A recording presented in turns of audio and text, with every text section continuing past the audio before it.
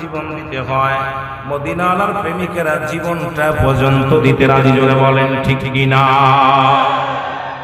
আমার ভাইরা, আমার বন্ধুরা, এই কোরআনটাকে পৃথিবী থেকে বানোয়াট মনে করার দেওয়ার জন্য যুগে যুগে অসংখ্য হাফেজদেরকে হত্যা করা হলো। যুগে যুগে অসংখ্য কোরআনের পাখিগুলোকে দুনিয়া থেকে বিদায় করে দেওয়া হলো। বদর প্রান্তরে, খায়বার প্রান্তরে যত যুদ্ধ সংঘটিত হলো, কাফের বেঈমানদের সামনে কোন কোরআনের পাখি পাইলে সঙ্গে সঙ্গে তাদেরকে হত্যা করা হতো। কারণ তাদের ধারণা, এই কোরআন যদি সিনার মধ্যে থাকে আমরা জীবনে অন্য কারো পূজা করতে পারবো না। কোরআনের জ্ঞান যদি কোনো মানুষের ভিতরে থাকে, এই মানুষটা কারো মুসলিমকে নেতা বলে মানতে পারবে না। এই কোরআনটাকে ভুল ধরা তবে এই জন্য মুসলমান শোনে নাও, আমার আল্লাহ বলে কোরআনের কোনো ভুল না। আল্লাহ বলেন জালিকাল কিতাবু লা রাইবা ফীহি, জোরে বলেন মারহাবা। আল্লাহ বলেন হাবিবদের জানায়া দেন আমার কোরআনের মধ্যে কোনো ভুল নাই। পৃথিবীর যত কিতাব আছে, বই লেখা পর কবিরা বলে বইয়ের যদি কোনো ভুল হয়ে যায় সংশোধন করার জন্য একটা নাম্বার দিয়ে দেন, এবং মুসলমান শুনে নেন, যদি ভুল ধরতে পারেন সংশোধিত করা হবে। কোরআন ওই যাচ্ছে দুনিয়ায় এলাহি মাহফুজ থেকে আল্লাহর তরফ থেকে আল্লাহ পাক বান্দার জন্য পাঠাইছে। আজ পর্যন্ত একটা হরফ, একটা নুকতা, একটা জবর পৃথিবীর কোনো মানুষ ভুল ধরতে পারে নাই। জোরে বলেন ঠিক কি না? কিয়ামত পর্যন্ত পারবে না। জোরে বলেন ঠিক কি না? এই কোরআনের মধ্যে কোনো ভুল নাই, কোরআনের কোনো জবরের ভুল নাই, কোরআনের কোনো জেরের ভুল নাই। এ দাদু ভাইরা, পৃথিবীর মধ্যে কোরআনটাকে অবমাননা করে কারা? মুনাফিক বেঈমানেরা। আর কোরআনের ভুল ধরে না কারা? আল্লাহ বলেন হাদাল লিল মুত্তাকিন, এই কোরআন আছে একমাত্র হেদায়েত প্রাপ্ত বান্দাদের জন্য। আল্লাহ পাক এই দুনিয়ার মধ্যে কোরআনুল কারীম পাঠাইছে। জোরে জোরে বলেন মারহাবা। হেদায়েত প্রাপ্ত বান্দা যারা, তারা কোরআনের ভুল কখনো ধরবে না। কোরআনকে ভালোবাসে কারা? কোরআন নাম শুনলেই মনে করবেন এটা অনেক পুরান। পৃথিবীর মধ্যে কত গান আসলো, কত না রং বেরঙের বাজনা আসলো, কত রং বেরঙের গান আসলো। সব গান মানুষের মন থেকে হারিয়ে গেছে। মানুষ গানের প্রতি অনিষ্ঠা হয়ে গেছে। কিন্তু কোরআনুল কারীম যে ছোটবেলা থেকে শুনলাম, সূরা ফাতিহা, সূরা নাস, সূরা ইখলাস যত পড়ি ততই মজা লাগে। আমার আলোচনার আগে আমার এক ছোট ভাই কোরআন তেলাওয়াত করলো, যত পড়ে ততই মজা লাগে। জোরে বলেন ঠিক কি না? কারণ মজা লাগবে কাদের জন্য? ইমানদারদের জন্য। আর বেঈমানদের জন্য এটা বড় কষ্টের কারণ হয়ে যাবে, অসুবিধার কারণ হয়ে যাবে। এই জন্য আমার ভাইয়েরা শুনে নেন, পৃথিবীর মধ্যে আপনার আমরা যারা আছি, আমার আল্লাহ পাক হাবিবে জানায় দেয়, হাবিব এই দুনিয়ার মধ্যে আমাকে বাদে যারা অন্যকে খোদা বানায়, ভগবান বানায়, তাদেরকে আপনি জানায় দেন কুল হুয়াল্লাহু আহাদ আল্লাহুস সামাদ লাম ইয়ালিদ ওয়া লাম ইউলাদ ওয়া লাম ইয়াকুল লাহু কুফুয়ান আহাদ। জোরে জোরে চিল্লায়া বলা যাবে না আল্লাহু আকবার। এই দুনিয়ার মুসলমান,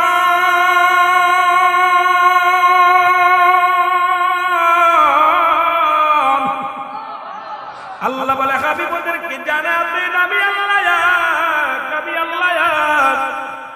এই পৃথিবীর মধ্যে আর কেউ দ্বিতীয় নাই। পৃথিবীর মধ্যে কাউকে জন্ম দিই নাই, কারো থেকে জন্ম নিই নাই। আমি আল্লাহ আসমান জমিনের মধ্যে আমি আল্লাহ শুধু এক, আমি আল্লাহ এক। এই মাত্র একমাত্র পূজা করব কার? একমাত্র আল্লাহর।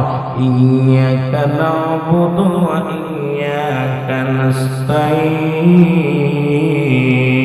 ইহদিনাস সিরাতাল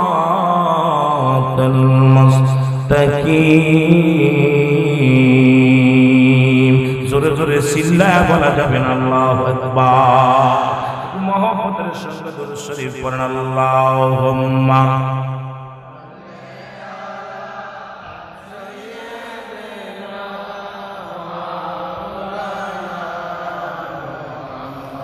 وعلى آل سيدنا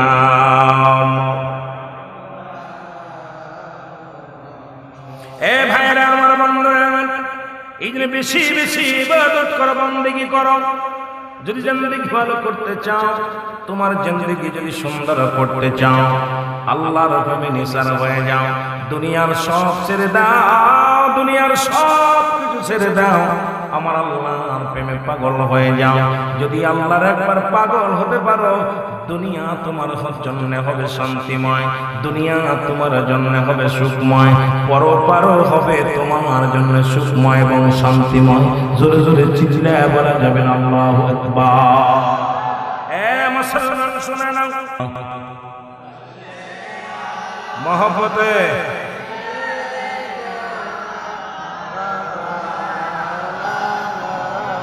وعلى آل سيدنا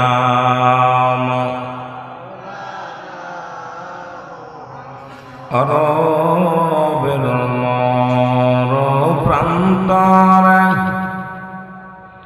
ফুটছে ইসলামেরি ফুল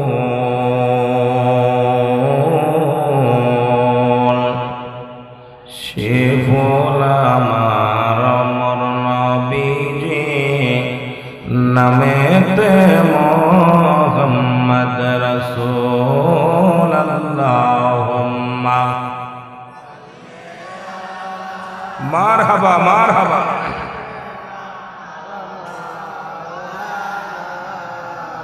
وعلى آل سيدنا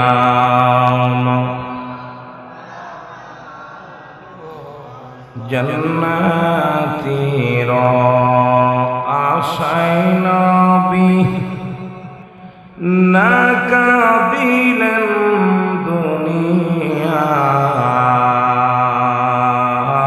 দুনিয়ায় পাপীদেরকে তরাইতে হইতেন নবী পেরেশান আল্লাহুম্মা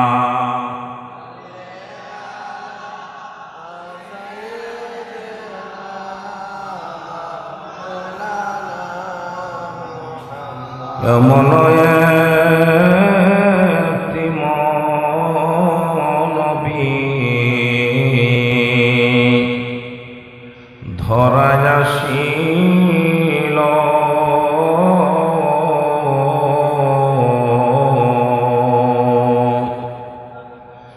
উম্মতের মায়ায় নবী শুধুই কাঁদিল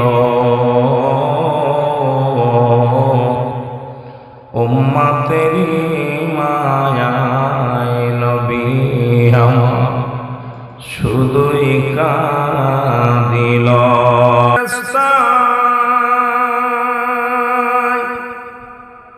নবীজির প্রশংসা কয় জমিন আসমান ভাই নূরেতে নূর তাজাল্লি হয় সেই নবীজির আশিকান ওরে সেই নবীজির আশিকান পড়ো কলেমা জাকেরান লা ইলাহা জোরে লা ইলাহা লা ইলাহা মুহাম্মদ কয়েকবার ইসমে জাতের জিকির করেন আল্লাহ আল্লাহ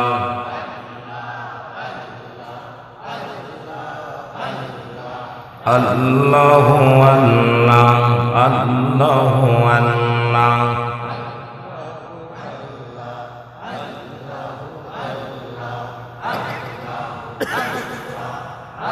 আমি কোন সাধনে পাব নবীরে আমি কোন সাধনে পাব নবীরে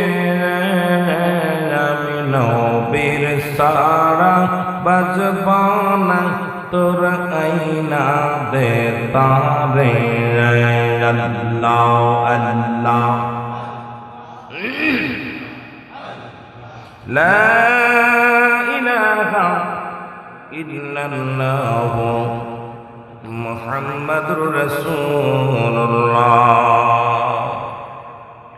পরমন্দপুর বাইতুল মামুর জামে মসজিদ, অবনন্দপুর নূরে মদিনা এতিমখানা সুন্নিয়া হাফিজিয়া মাদ্রাসার উদ্যোগে 37তম বার্ষিক সুন্নি ঐতিহাসিক মহাসম্মেলন। অত্র মাহফিলে আপনাকে আমাকে আল্লাহ তাআলা আসার মতো বসার মতো সুযোগ দান করেছে। উচ্চ কণ্ঠে আওয়াজ দিয়ে চিল্লাবেন আলহামদুলিল্লাহ। আজকের এই মাহফিল থেকে সালাম ও কদম জানাই কুল কায়নাতের নবী, নবীদের নবী, রাহমাতাল লিল আলামিনের পবিত্র কদম মোবারকে। সালাম জানাই আপন আপন পীরের পবিত্র কদম মোবারকে। সালাম জানাই আজকের মাহফিলের সম্মানিত সভাপতি সাহেব আব্দুল হান্নান সাহেব, ইমাম ও খতিব অত্র জামে মসজিদ। আজকের মাহফিলের সম্মানিত সহসভাপতি মাসুদ মিয়া সাহেব। আজকের মাহফিলের সহসভাপতি জনাব মোহাম্মদ ফেরদৌস করিম সাহেব। আজকের সম্মানিত সহসভাপতি জনাব মোহাম্মদ সাহেব। আজকের মাহফিলের বিশেষ অতিথি হিসেবে ছিলেন আন্তর্জাতিক খ্যাতি সম্পন্ন বক্তা মুফাসসিরে কোরআন, সুমিষ্টি ভাষীর অধিকারী, বাদ্রের আতঙ্ক, আওলাদে ওলি, পীরজাদা আলহাস হযরত মাওলানা আমজাদ হোসেন জালালী সাহেব, অন্যান্য ওলামায়ে কেরাম, মসজিদের ইমাম সাহেব, মুসল্লিগণ, সামনের উপস্থিত আশিকান জাকিরান কোরআন মুসলমান ভাই বন্ধুগণ, পর্দারের মা ও বোনেরা, সকলকে আবার সালাম জানাই। আসসালামু আলাইকুম ওয়া রাহমাতুল্লাহি ওয়া বারাকাতুহু। আমি মাধবপুরের জমিনে একসময় অনেক প্রোগ্রাম করেছি, ছাত্র জীবন থেকে অনেক প্রোগ্রামে এসেছি। আপনাদের পরিচিত মানুষ হলো আমার বাড়িতে অনেক দূরে, আমি ঢাকাতেও থাকি না। দেখেছেন আমার একটা প্রতিষ্ঠান মা আমেনা সিদ্দিকিয়া মডেল মাদ্রাসা, যেখানে আমি নিজেই পরিচালক, নিজেই দেখাশোনা করি, বিশাল প্রতিষ্ঠান। সেই মাগুরার জমিন থেকে গতকাল প্রোগ্রাম ছিল পাবনা থেকে মাগুরা, মাগুরা থেকে আপনাদের এখানে 24টা ঘন্টা গাড়ির মধ্যেই ঘুম, গাড়ির মধ্যেই খানা, গাড়ির মধ্যেই সব। অনেক কষ্ট করে আপনাদের মাঝে এসেছি। মহান আল্লাহ পাক দয়া করছে, আপনাদের দোয়া ছিল। আসার পথে দুর্ঘটনা, হঠাৎ গাড়ির ইঞ্জিন সিজ করে পানি, হঠাৎ করে ফ্যানটা ভেঙে যে অনেক মনে করেছিলাম গাড়ি মনে হয় আগুন ধরে শেষ। কিন্তু মদিনাওয়ালার খাতির আপনাদের দোয়ার বরকতে অনেক ভালোই মোটামুটি অল্প সময় নষ্ট হলেও আপনাদের মাঝে সুন্দরভাবে পরিবেশ আসতে পেরেছি। আপনারা অনেক ভালোবাসেন, তার প্রমাণ আমি মাইকে এসেছি, দেখেছি যুবকগুলো, যুবক বৃদ্ধ সকলে এসেছেন। আল্লাহ সবাই কবুল করুক। জোরে বলেন আমিন, আর জোরে বলেন আমিন। এখানে দুইটা জিনিস, একটা হলো এতিমখানা, লিল্লা বোর্ডিংটা লেখে নাই, লিল্লা বোর্ডিং এতিমখানা। এতিম এবং লিল্লা বোর্ডিং দুইটা পার্থক্য। একটা হলো এতিম, এতিম যারা, এতিম কারা? এতিম যাদের পৃথিবীর মধ্যে যাদের বাবা নাই, পৃথিবীর মধ্যে যারা এতিম, যারা বাবা নাই। আলম ইয়াজিদকা ইয়াতীমান ফা, আল্লাহু আকবার বলেন না। আল্লাহ বলেন, হাবিব আমি আপনাকে এতিম বানাইলাম। পৃথিবীর মধ্যে রাহমাতাল লিল আলামিন ছিলেন এতিম। আজকে এতিমখানা সুন্নিয়া হাফিজিয়া মাদ্রাসায় 2-4 জন এতিম যদি থাকে, আল্লাহ তাদেরকে কবুল করুক। জোরে বলেন আমিন। আজকে জামে মসজিদ, আজকের এই বাইতুল মামুর জামে মসজিদ আল্লাহর ঘর। একটা হলো রাসূলুল্লাহর ঘর, একটা হলো আল্লাহর ঘর। মারহাবা বলেন। একটা ঘর কার? আর একটা ঘর কার? যেন আরেকটা ঘর কার? নবীজির। একটা ঘর কার? আল্লাহর। আর একটা ঘর, আর এটা হলো রিয়াজুল জান্নাহ, বেহেশতের বাগান। এটা হলো জান্নাতি মানুষের বাগান। মারহাবা বলেন। রিয়াজুল জান্নাহ, বেহেশতের বাগান। আবহাওয়া পরিবেশটা ভালো না, হঠাৎ করে ঋতু পরিবর্তন, আমিও অসুস্থ। অল্প কথা বলবো আপনাদেরকে নিয়ে। রিয়াজুল জান্নাহ, বেহেশতের বাগানে আমরা বসতে পেরে খুশি না বেজার? জোরে বলেন, খুশি না বেজার? একমাত্র শত্রু নাই মাস্টার ইবলিসের। শত্রু নাই কার? ভুলও নাই ইবলিসের, শত্রু নাই ইবলিসের, শত্রু আছে মানুষের, ভুলও আছে মানুষের। যদি বলেন ঠিক কি না? আমরা পাপী মানুষ, গুনাহগার, সবচেয়ে বড় গুনাহগার আমি। আকাশের নিচে এই জমিনের উপরে আমার মতো নালায়েক দিয়া দুই চারটে কথা বলার সুযোগ আল্লাহ দান করছে। এই আল্লাহর দরবারে শুকরিয়া আদায় করে শেষ করতে পারি না। জোরে বলেন আল্লাহু আকবার। আরো জোরে বলেন। আমার বাবারা, আমাদের শত্রু বাতিলেরা, আহলে সুন্নাত ওয়াল জামাতের শত্রু চারিদিকে, ঠিক কি না? আমাদের শত্রু চারিদিকে। মানুষের মতো মানুষ হতে হবে। উস্তাদ পীর মাশায়েখ বলে মানুষের মতো মানুষ হতে হবে। আসলে কি আমরা মানুষ না গরু না ছাগল? আমরা সবাই কিন্তু মানুষ। কেন বলতো মানুষের মতো মানুষ হতে হবে? যেটা বলেন ঠিক কি না? তার মানে আমরা আমাদের ভিতরে কিছু অমানুষের চরিত্র, যেটা বলেন আছে, কি আছে? অমানুষের চরিত্র। আমি আপনাদের কাছে জানতে চাই, মানুষ হইয়া যে মানুষ সুদ খায় সে কি মানুষ নাকি অমানুষ? জোরে বলেন, আসতে বলবেন না, জোরে বলবেন।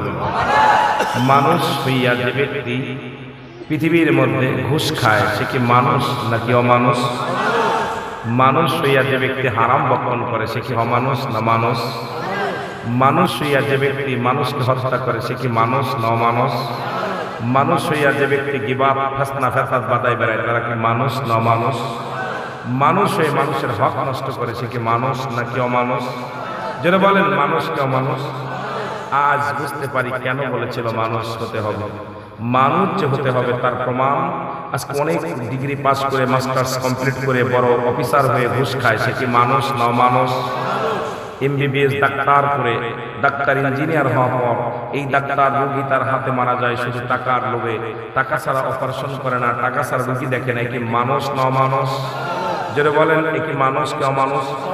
আমরা কিছু আলেমও আছি যারা হয়তো আমার উপর আপনার চাহিদা বাড়ছে, আসতে পারি নাই, এখন দেখলো এত টাকা ছাড়া আমি আপনার মাহফিলে যাব না, আপনাকে কষ্ট দিলাম, আমি ওই আলেমটা মানুষ না অমানুষ? যেটা বলেন মানুষ কি অমানুষ? বুঝতেছেন না আপনারা? মানে আমার ওয়াজ, যে টিচার তার ছাত্রদের কাছ থেকে সুদ খায়, ঘুষ খায়, যে টিচার তার ছাত্রদেরকে এলেম দেন না, শুধু প্রাইভেট পড়ানোর জন্য একটা ফোন দিয়ে আসে, সে কি মানুষ না অমানুষ? পৃথিবীর মধ্যে অমানুষের সংখ্যা বেশি না মানুষের সংখ্যা বেশি? জোরে চিল্লায় বলেন, মানুষের সংখ্যা বেশি না অমানুষের সংখ্যা বেশি? আমি ছোট্ট মানুষ, আপনাদের ভিতরে ভাইয়া যদি বলেছে আমদান জালাল সাহেব উনি একটা আলেম মানুষ, একটা পীরের আওলাদ। আমি এত বড় পীরও না, বড় আলেমও না, যদিও ডিগ্রি দুই চারটা আছে, আমি ডিগ্রিকে মূল্যায়ন করি না। আমার ডিগ্রি হলো আপনারা, আমার ডিগ্রি আমার মদিনাওয়ালা, আমার ডিগ্রি আমার আল্লাহর ওলি, আমার ডিগ্রি সুন্নিয়াতের হাতিয়ার। আমি চাই আল্লাহ যেন আমার গোলামের মুখ দিয়ে কিছু কথা বলার তৌফিক দান করে। যেন বলুন আমিন। আমি যে কথা বলতেছিলাম, এই অমানুষের জামানায় মানুষ বানানো কঠিন ব্যাপার। যেন বলেন ঠিক কি না? অমানুষের জামানায় মানুষ বানানো, অনেক আলেম আছে কিতাবাদি শিক্ষা পর আমার নবীকে সাধারণ পাবলিক মনে করে এটা মানুষ নাকি অমানুষ? যারা মিলাদ কিয়ামের বিরোধিতা করে এরা মানুষ নাকি অমানুষ? এই অমানুষের সংখ্যা বসে মানুষ এবং অমানুষ, এই দুটি সংখ্যা বসে বসে বিশ্লেষণ করলে আপনি হাতে গোনা শতকরা একজন পাবেন না, একটা মানুষ সলিড মানুষগুলো পাবেন না। কারণ এই দুনিয়াটা হলো আপনার কিসের জন্য পরশ্রুতি কাতর, একজনের ভালো আর একজন দেখতে পারে না। আমি কারোর বিবাদ করতে চাই না, কাউকে কষ্ট দিতে চাই না, কাউকে আঘাত করতে চাই না। সত্য বলতে একটা কথা বলি যে আজকে আমরা জান্নাতের বাগানে এসেছি, আল্লাহ যেন আমাদের গুনাহগুলো মাফ করে বাড়িতে যাওয়ার তৌফিক দান করে। জোরে বলেন আমিন। আরো জোরে বলেন আমিন। এই নবী হলো গোটা বিশ্ববাসীকে, অমানুষদেরকে মানুষ বানাতে আসলেন কে? ওমা আরসালনাকা ইল্লা রাহমাতাল লিল আলামিন। জোরে বলেন মারহাবা। গোটা বিশ্ববাসী যখন অমানুষ ছিল, সুদ ঘুষ জিনা ব্যভিচার অন্যায় জুলুমের মধ্যে যখন ছিল, রহমতের নবীকে আমার আল্লাহ প্রেরণ করলেন এই অমানুষদেরকে মানুষ বানাতে, যে মানুষ বানানোর জন্য। আর অমানুষদেরকে মানুষ বানাতে যে নবীজির গা থেকে রক্ত ঝরেছে, আমার নবীজির দাঁত মুবারক দান শহীদ হয়েছে, আমার নবীজি রক্তে লাল হয়েছে জমিন খানা, আমার নবীজি না খেয়ে পেটে পাথর বেঁধেছে, আমার নবীর ওলি সিলেটের জমিনে আসছে। এই কোন ওলি আল্লাহর জমিনে শুয়ে আছে আপনারা ভয় না পেলে দেখেন কোরআন শরীফ নিয়ে ধরতে ধরতে একটা কোরআনের হাফেজ দেখবেন ওযু ছাড়া কোরআন ধরে ফেলবে। যে ব্যক্তি মসজিদে যায় ও দেখবেন মসজিদে ওযু ছাড়া উঠে পড়ে, কিন্তু একজন বেনামাজি ওই মসজিদে উঠতে গেলে তার অন্তর কাঁপে, ভয় পায় যে আমি উঠবো যদি বিপদ হয়। বেনামাজি একজন অমুসলিম কোরআন ধরতে পারে না, কিন্তু আমরা মুসলমান হয়ে কোরআনটা নিয়ে খেলা শুরু করে দিছি। কারণ আল্লাহর সঙ্গে ভয়, আল্লাহর ভয়, রাসূলের প্রেম আমাদের অন্তরে নাই। মরণের এক কথায় মরণের ভয় আমাদের মধ্যে নাই। জোরে বলেন ঠিক কিনা? আরো জোরে বলেন ঠিক কিনা? আমার ভাইয়েরা, এই কোরআনকে আল্লাহ পাঠাইলেন, কোরআনের বাড়ি কোথায়? লাহে মাহফুজ। বাড়ি কোথায়? কোরআনকে প্রশ্ন করবেন, কোরআন তোমার বাড়ি কোথায়? ও বলবে আমার একটা বাড়ি আছে। আপনাদের প্রত্যেকের একটা বাড়ি আছে, আছে না? কথা বলেন না, প্রত্যেকের একটা বাড়ি আছে না বাবা? জোরে বলেন আছে না? কোরআনেরও একটা বাড়ি আছে। কোরআনের বাড়ি কোথায়? লাহে মাহফুজ। কোথায়? আল্লাহ পাক জারি রাখছিলেন, সেখান থেকে মানুষের সিনায় দিয়ে দিয়েছে কোরআনটা। আর এই কোরআনের মধ্যে সূরা বাকারা, বাকারা শব্দের অর্থ হলো গরু, সূরা নাস, নাস শব্দের অর্থ হলো মানুষ। জোরে বলেন মারহাবা। গরু দিয়া কোরআন শুরু করেছে। এই মানুষ যদি কোরআন বোঝে এ ব্যক্তি মানুষ হয়ে যাবে, যেটা আল্লাহ বলছে সূরা নাস। এই কোরআন যে ব্যক্তি বুঝবে সে মানুষ হবে। জোরে বলেন ঠিক কিনা? তাহলে গরু দিয়ে কোরআন শুরু, মানুষ বানায় শেষ। জোরে বলেন ঠিক কিনা? এই যে কোরআনের জ্ঞান থাকার দরকার আছে কিনা? জোরে বলেন আছে কিনা? কোরআন বোঝার দরকার আছে কিনা? জোরে বলেন, জোরে বলেন, কোরআন বোঝার দরকার আছে কিনা? এই কোরআন যারা পড়তে পারে না বুকের সাথে জড়িয়ে ধরবেন, জড়িয়ে ধরবেন, কোরআনকে ভালোবাসবেন। নাজাতের একটা ওসিলা কোরআনের হাফেজ গুলো, হাফেজি আমার পাশে, এই জন্য বলতেছি কোরআন পড়তে পারেন না, কোরআনকে ভালোবাসেন, কোরআনটা বুকে ধরেন, ওযু করে পুরা বুকের ভিতর ঝরে ঝরে। যদি না পারেন কোরআনটাকে চোখ দিয়ে চেয়ে দেখেন, যদি না পারেন কোরআনের পাখিগুলোকে মায়ার নজরে তাকান। কোরআনের পাখিগুলো যখন আপনার সামনে যাবে তাদেরকে টিটকিরি মশকরা না করে তাদেরকে বুকে টান দেন, তাদেরকে আদর করে আপনার বুকে টান দেন, আদর করেন। আমার আল্লাহর কোরআনকে আদর করা হবে। জোরে বলেন মারহাবা। আরো জোরে বলেন, আরো জোরে বলেন। এই হিফজখানার ছাত্র ভাইয়েরা, আল্লাহ কবুল করুক। আপনারা সুন্দর একটা মাদ্রাসা করেছেন, মসজিদ করেছেন। আল্লাহ যেন আজকের মাহফিলের খাতিরে আমাদের সবাইকে আমল করার তৌফিক দান করে। জোরে বলেন আমিন। একটু মহব্বতে দুরূদ শরীফ পড়েন। আল্লাহুম্মা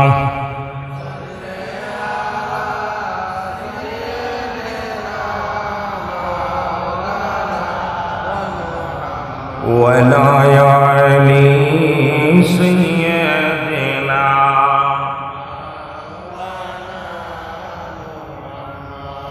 এ মুসলমান শুনেন, পৃথিবীর মধ্যে আল্লাহর নবীর শত্রু ছিল, মুসলমানদের শত্রু আছে, মুমিনের শত্রু আছে, অমুমিনের শত্রু নাই।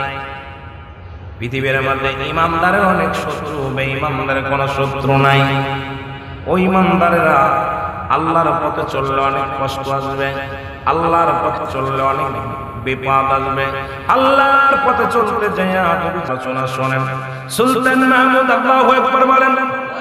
নূরউদ্দিন মাহমুদ সালাত আদায় করলেন, জামাতে নামাজ পড়লেন। রাসূলুল্লাহ দুরূদ পড়ে শুয়ে রইলেন। আল্লাহুম্মা সাল্লি আলা সাইয়্যিদিনা মাওলানা মুহাম্মদ আলা আলি সাইয়্যিদিনা মাওলানা মুহাম্মদ।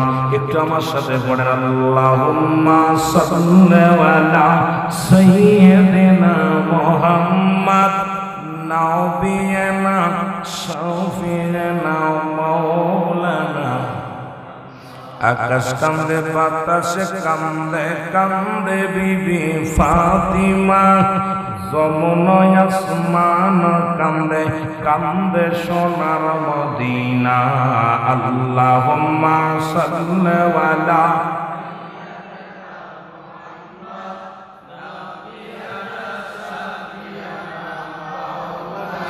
নূর নবীজির আগমনে, নূর নবীজির আগমনে বিশ্ব হলো জানা। তার উপরে পড়েন দুরূদ, তার উপরে পড়েন দুরূদ। ওহে মুমিন নিরালায় আল্লাহুম্মা সাল্লি আলা নাবিয়ানা শাফিয়ানা। আল্লাহুম্মা সাল্লি আলা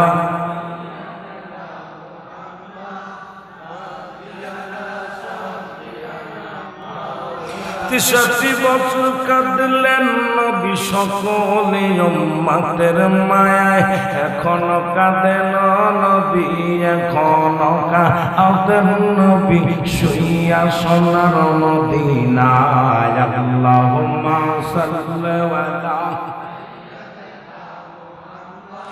নবিয়িনা শাফিয়িনা। এ দুনিয়ার মুসলমান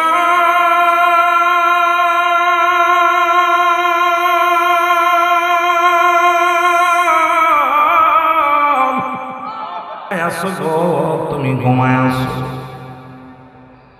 একবার জাগো জাগো। আমি নবীর বড্ড কষ্ট হয়। আমি নবীর রওজার পাশে, আমি নবীর রওজার পাশে দুইজন নীল চক্ষুধারী মানুষ। আল্লাহু আকবার। আমি আপনাদের কথা বুঝাইতে যাই, নবীর দুশমন এখনো আছে, তৎকালীন ছিল গো। নবীর ইন্তেকালের পর নবীর লাশ মুবারক নিয়ে দুশমনি করেছে, জোরে বলেন ঠিক কি না? আমি বোঝানোর জন্য সুন্নি ভাইদের করে কথা বলে যায়। দাদু ভাইরা অনেক লম্বা আলোচনা, অনেক আলোচনা আছে, তবে বইলা যায়। আল্লাহ নবী স্বপ্নে দেখে নুরউদ্দিন জঙ্গি,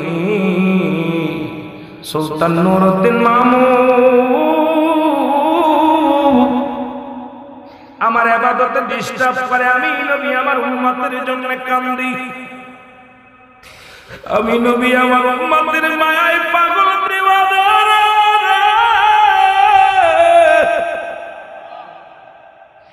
আমি নবী দিবানিশি আমার উম্মতের মায়ায় কাঁদি গো। ও সুলতান নুরউদ্দিন মামুন, আমার রওজার পাশে দুইজন নীল চক্ষুধারী দুইটা মানুষ আমাকে খুব ডিস্টার্ব করে।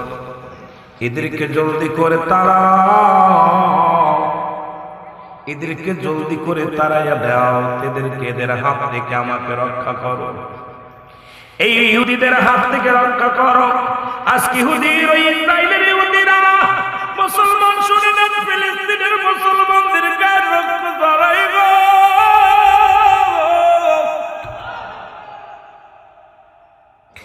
এই মুসল শহরের মধ্যে, মুসল শহর না, কয়েকবার ইহুদি ছিল যাদেরকে জায়গা দিলেন ইসরায়েল।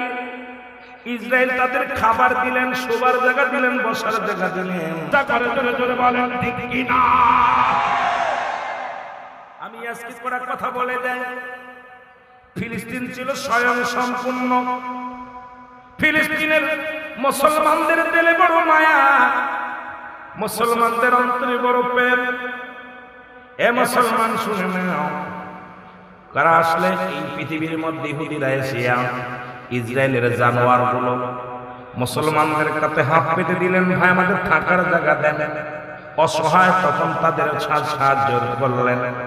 অসহায় ঘুমানোর জায়গা ছিল না, খাওয়ার জায়গা ছিল না, ঘুমানোর জায়গা ছিল না। মুসলমানদের অন্তরে বড় মায়া। আমার আল্লাহ বলে সূরা তাওবার মধ্যে 6 নম্বর আয়াত, যারা পড়েন কোরআনটা ভালো করে পড়ে নিয়েন বাবা। আল্লাহ বলে হাবিব, আপনার কদমের মধ্যে যদি কোনো মুসলিম আগমন করে, সর্বপ্রথম তাদের বসতে দিবেন। তারা যদি নিরাপত্তা চাই নিরাপত্তা দিবেন, যদি নিরাপদ স্থানে পৌঁছাই দিতে বলে আপনি পৌঁছাই দিবেন, যদি সাহায্য চাই সাহায্য দিবেন। এই কোরআনের আয়াত দ্বারা প্রমাণিত হয় ইসরায়েল এসেছিল সাহায্যের জন্য ফিলিস্তিনের কাছে। ফিলিস্তিন আজকে সাহায্য করেছিল, আজ সেই ইসরায়েলের জানোয়ার গুলো দিনে দিনে দলের শক্তি হইয়া মুসলমানদের উপর আক্রমণ করে। গোটা পৃথিবীর মধ্যে ইসলামের বড় শত্রু